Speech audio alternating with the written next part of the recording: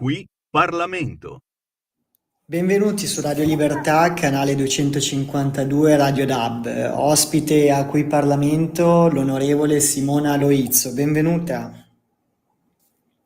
Salve a tutti, buongiorno a tutti, molto felice di essere con voi oggi.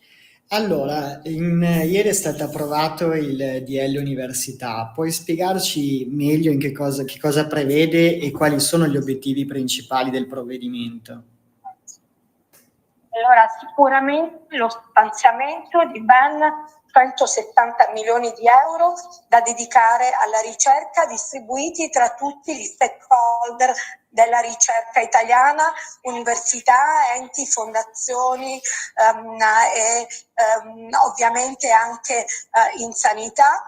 Quindi è la prima volta che si realizza un finanziamento così importante che va a sommarsi a quello di 1,5 miliardi dedicato alla ricerca, quindi non è compreso nel 1,5 miliardi che normalmente usufruisce, di cui la ricerca scientifica usufruisce in Italia per finanziamento suo proprio. Questi sono 160 milioni di euro in più e poi abbiamo 150 milioni da destinare alla ricerca sud, quindi alle regioni del sud delle isole.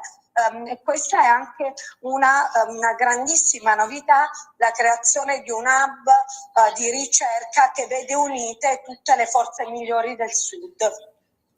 Ecco, in particolare poi questo decreto quali effetti concreti potrà avere già nel breve e medio termine? Guardi, già 40 milioni vengono erogati già ieri, cioè sono già del 2025, quindi 40 milioni di euro vanno a finanziare progetti di ricerca, di cooperazione tra aziende universitarie e anche oltre le fondazioni, le aziende. Per la prima volta si crea una rete di sinergia anche con le imprese per coinvolgerle nell'aumento della produzione di ricerche importanti per il Paese. Quindi gli altri 60 sono previsti nel 2026 e la rimanenza nel 2027. È la prima volta che il decreto si accompagna a un fondo subito disponibile, perché si comprende che nella ricerca il tempo deve essere il più breve possibile di arrivo dei fondi a chi poi effettivamente nel territorio italiano fa ricerca. Ecco, molte aziende ospedaliere universitarie si trovano nel sud. Questo intervento noi possiamo leggerlo anche in una chiave di riequilibrio territoriale nella sanità e nella formazione? Assolutamente sì. Per la prima volta, al contrario di quello che ci dicono le opposizioni, la ricerca investe anche tanta formazione nei vari atenei, nelle varie aziende universitarie italiane, implementando finalmente una serie anche di contrattualizzazioni, come per esempio per i ricercatori del CNR, che oggi si vedono riconosciuti i loro sforzi e possono sperare in un futuro di stabilizzazione.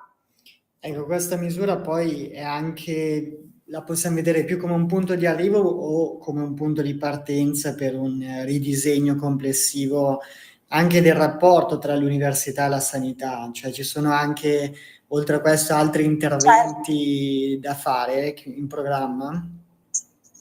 Sì, per la prima volta, anche qui sempre una prima volta, si parla anche di investimenti di ricerca in sanità, quindi non soltanto la ricerca universitaria, ma la ricerca che investe i nostri ospedali.